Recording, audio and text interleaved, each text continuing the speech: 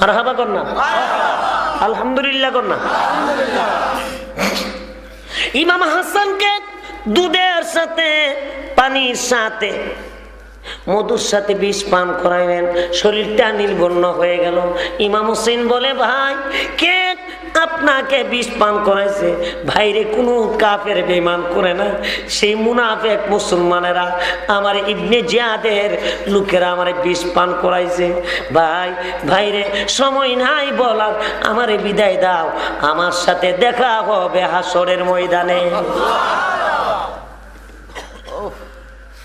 এবার হলো হযরত ইমাম হোসেনের কাছে কুফার গভর্নর ইবনে জিয়াদ পত্র লিখলেন, ও ইমাম হোসেন, আপনি কুফায় আসেন, আপনার কাছে আমরা বাইয়াতে রাসূল গ্রহণ করব।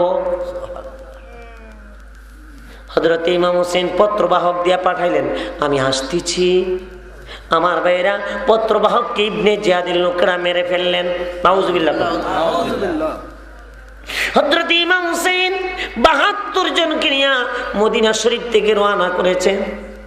আমার ভাইরা, কোন মানুষ যদি যুদ্ধের ময়দানে যায়, ছোট মাসুম বাচ্চা লয়া যুদ্ধের ময়দানে যায় না। আপনি বলেন তো, আপনার শিশু বাচ্চা লয়া মারামারি করতে যাবেন? ৬ মাসের আলী আসগর, হযরতে সখিনা, আলী আকবর, কাসেম, হযরতে শহর বানু ইমাম হোসেনের বিবি বাচ্চা নিয়া কেউ কি যুদ্ধের ময়দানে যা না? যারা মুক্তিযোদ্ধা ছিলেন তারা কি ছেলে মেয়ে নিয়ে গেছে? নিয়ে যায় নাই। ছেলের কাছ থেকে, মা বাবার কাছ থেকে বিদায় দিছে, মা গো দেশ স্বাধীনের জন্য যাই, মাফ করে দিও। আবার অনেকের মা বাপ যাইতে দিব না, দিকে পলাইও গেছে। আছে কি নাই? আচ্ছা,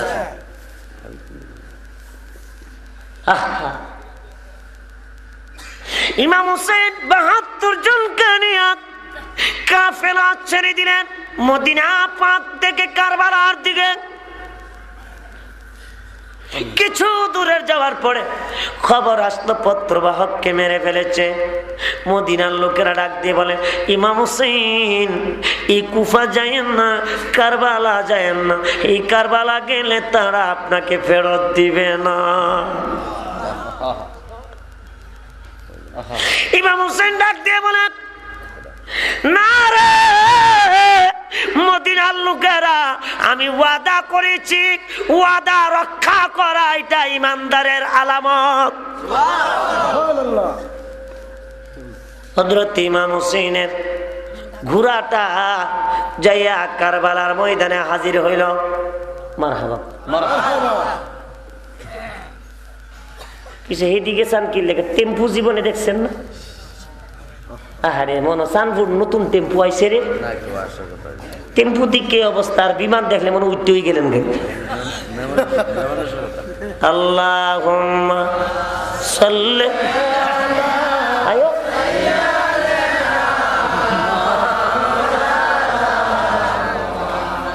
ওয়ালা আলি।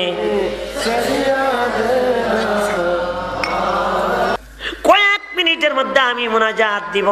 আমি আমার ভাইরা ইমাম হোসেন কারবালার ময়দানে হাজির হয়ে গেলে ডাক দিয়ে বলে, আলী আকবর, কাসেম, তোমরা কোথায়? তাবু গাড়ো। হযরত আলী আকবর কাসেম যখন তাবু গাড়তে যা, মাটি কুটতে যা, কেন জানে মাটি কুটতে পারে না, গর্তের ভিতর থেকে রক্ত বের হয়ে আসে। রক্ত। চাচা গো, আমি কাসেম গর্ত করতে পারতেছি না, তাবু গাড়বো কেমনে? মাটির নিচ থেকে রক্ত বের হয়ে আসে। রক্ত। আল্লাহর নবী ডাক দিয়ে বলে, কাসেম রে, আমার নানা আল্লাহর নবী, দুজাহানের নবী আমারে বলে গিয়ে দিয়েছিলেন, যেখানে যাইয়া আমার কাফেলা থামবে, তাবু গাড়বে, মাটির নিচ থেকে রক্ত বের হয়ে আসবে, ওইটাই কারবালা। ওই জায়গার মধ্যে আমি শাহাদতের নজরানা দিব। তাড়াতাড়ি করো, তাবু গাড়ো।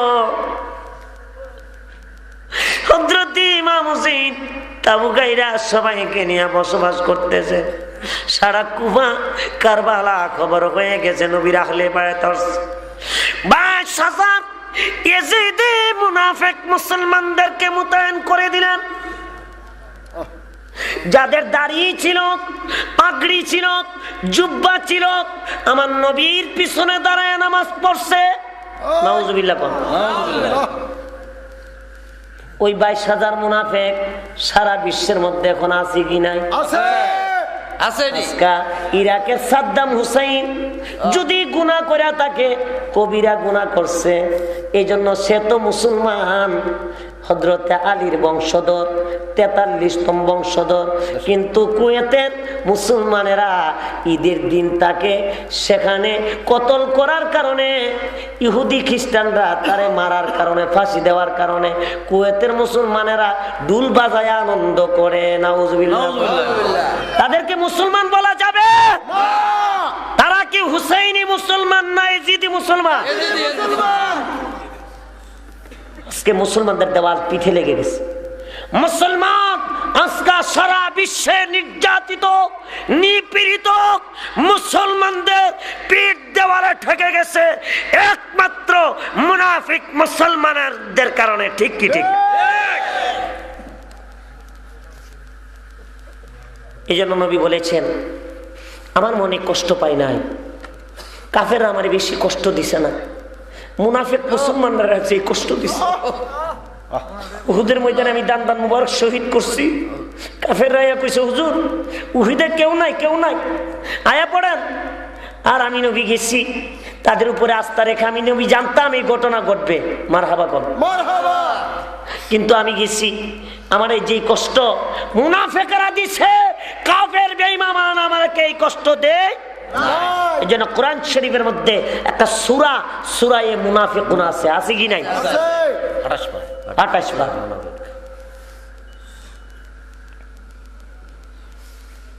এই মুনাফিকদের ওয়াজ করতে গেলে লাগবে 3 ঘন্টা, 3 রাত লাগবে। এই জন্য আমার ভাইদেরকে বলবো, আজকে মুসলমানের কিন্তু নষ্ট করতেছে। ঠিক কি ঠিক? আল্লাহ যেন আমাদেরকে হেফাজত করে, আমিন। সত্যিকারী আহলে বায়াতের জান্ডার নিচে থেকে যেন আহলে সুন্নাতুল জামাতের আকীদার মধ্যে থাকার আল্লাহ তৌফিক দান করুক। জোর কোনা আমিন। ভাইরা, ইমাম হুসাইন রাদিয়াল্লাহু তাআলা আনহু কারবালার ময়দানে 22,000 ইবনে জিয়াদের লোকেরা 22,000 সৈন্য মোতায়েন করে দিলেন। সাবধান, এক ফোঁটা ফুরাত নদীর পানি যেন রাসূলুল্লাহর আহলে বায়াতের মুখের মধ্যে না যায়। জোরে জোরে কন্যা। পানি ছাড়া কি মানুষ বাঁচতে পারে? আরো জোরে বলেন, পারে? পানি একটা জীবন, পানি একটা জীবন। ভাইরা আমার, হযরত আলী আকবর ডাক দিয়ে বলে, বাবা গো, আমারে বিদায় দেয়া দাও, এই কারবালা যাই। কেন জানি শাহাদতের নজরানা আমারে খুঁজতেছে।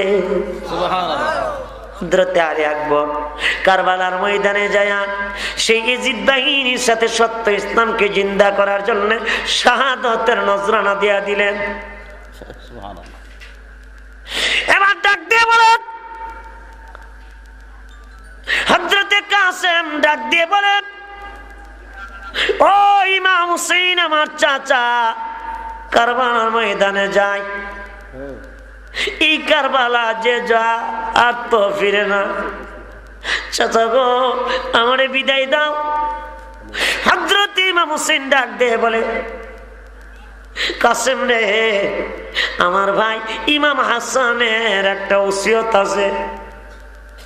চাচা গো, কি ওসিয়ত? আমার সখিনাকে তোমার কাছে বিবাহে দেওয়ার জন্য। হযরতে কাসেম বলে, চাচা দেরি করবেন না, আমার বাবা ইমাম হাসানের ওসিয়ত পুরা কইরা দেন, সখিনারে এই রাত্রিতে আমার কাছে তুইলা দেন। সুবহানাল্লাহ। হযরতে সখিনার সাথে কাসেমের বিবাহ হয়ে গেলে আপনারা দেখবেন বাসর ঘরের মধ্যে স্বামী স্ত্রী দুইজন যা আনন্দের রাত্রি। দুলহা দুলহান শরবত নিয়ে যা, কত কালারিং শরবত, কত সুন্দর শরবত, কত ধরনের ফল ফ্রুট। আর ওই দিনের কাহিনী ছিল আমার ভাইয়েরা বিকল্প কাহিনী, যেখানে মায়ের স্তন শুকিয়ে গিয়েছে, এক ফুটা পানি না। মায়ের স্তন শুকিয়ে গিয়েছে, এক ফুটা দুগ্ধ নয়।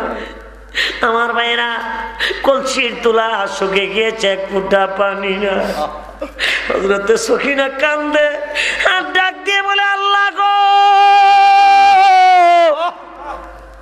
হে মাবুদ, আমার মতো ভাগিনী স্ত্রী মনে হয় দুনিয়া নাই নাই।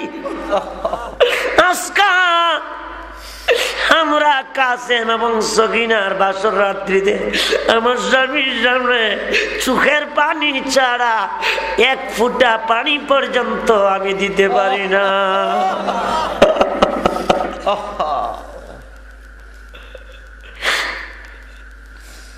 আমার ভাইয়েরা, মনটা একটু কারবালার দিকে ঘুরে দেন।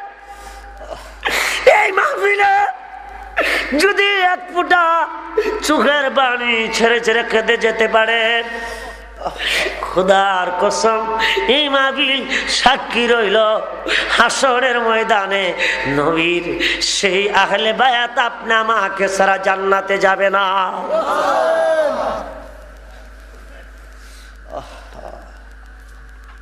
হযরতে সখিনা ডাক দিয়ে বলে, কাসেম রে, এতদিন ছিলা তুমি আমার ভাই, এই কারবালা হইলা স্বামী। কত মানুষ বাসর করে কত খাবার নিয়ে আসে, আমি তো তোমারে এক ফুটা পানি দিতে পারলাম না। কাসেম কাঁদতেছে।